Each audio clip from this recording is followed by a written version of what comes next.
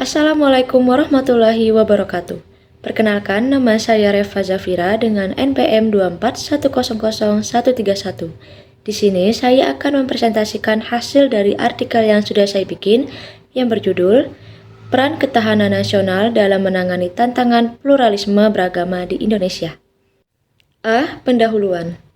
Negara Indonesia merupakan negara kepulauan yang memiliki budaya, suku, bahasa, dan juga agama yang beragam. Keberagaman ini merupakan salah satu identitas utama dari bangsa Indonesia, namun juga membawa tantangan dalam menjaga persatuan dan juga kesatuan.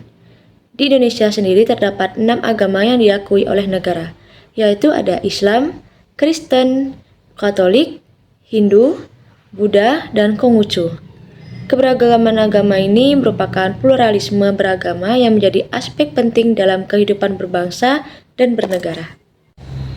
Di tengah dinamika globalisasi dan perkembangan teknologi, isu-isu terkait intoleransi dan diskriminasi agama kerap muncul, mengancam harmoni sosial yang telah lama terjalin. Kondisi ini menuntut perlu adanya pendekatan strategis yang mampu mengelola keberagaman secara bijaksana. Ketahanan nasional sebagai geostrategi menawarkan kerangka kerja yang terintegrasi untuk memastikan stabilitas nasional melalui pengelolaan pluralisme beragama secara efektif.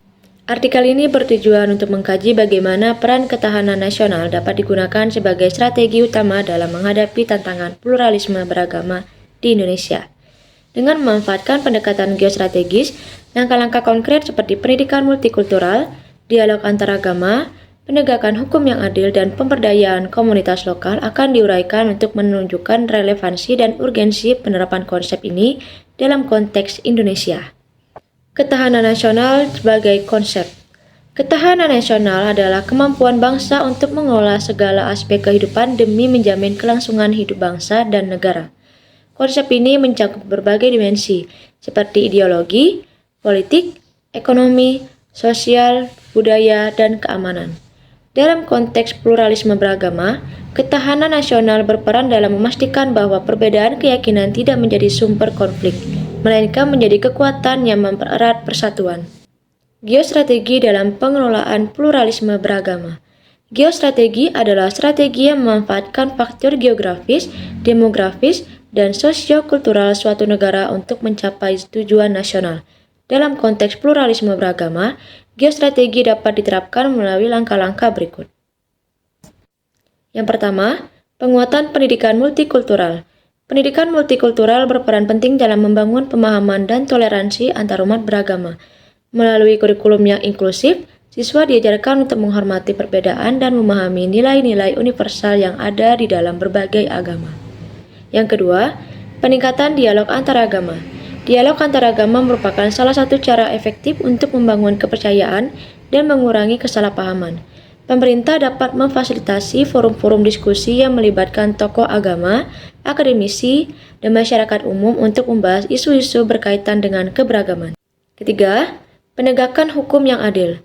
Penegakan hukum yang tegas dan tidak memihak menjadi kunci dalam menangani kasus-kasus intoleransi. Pemerintah harus memastikan bahwa setiap tindakan diskriminasi atau kekerasan berbasis agama ditangani dengan transparansi dan adil, sehingga menumbuhkan rasa kepercayaan masyarakat terhadap institusi negara. Keempat, penguatan peran media. Media memiliki peran besar dalam membentuk opini publik. Pemerintah dan masyarakat harus bekerja sama untuk memastikan bahwa media digunakan sebagai alat untuk menyebarkan pesan-pesan toleransi dan kerukunan, bukan sebagai pemicu konflik. Dan yang kelima, pemberdayaan komunitas lokal. Komunitas lokal memiliki potensi besar dalam menjaga kerukunan. Melalui program pemberdayaan seperti pelatihan kepemimpinan dan pengembangan ekonomi, masyarakat dapat lebih fokus pada kerjasama daripada perbedaan. Tantangan dan solusi. Meskipun berbagai strategi telah diterapkan, tantangan tetap ada, seperti radikalisme, diskriminasi, dan kurangnya pemahaman antaragama. Untuk mengatasinya, terdapat beberapa cara seperti dengan pendekatan holistik yang melibatkan semua elemen bangsa, termasuk pemerintah, tokoh agama, akademisi, dan masyarakat sipil. Selain itu, pemanfaatan teknologi informasi juga penting untuk menyebarkan pesan-pesan positif terkait pluralisme. Penutup, Peran ketahanan nasional dalam menangani tantangan isu pluralisme beragama di Indonesia adalah langkah yang strategis dan penting. Dengan mengelola keberagaman secara bijak, Indonesia dapat menjaga persatuan dalam keberagaman sesuai dengan semboyan Bhinneka Tunggal Ika. Keberhasilan dalam hal ini tidak hanya memperkuat integrasi nasional, tetapi juga memperkokoh posisi Indonesia di kancah internasional sebagai negara yang toleransi dan harmonis.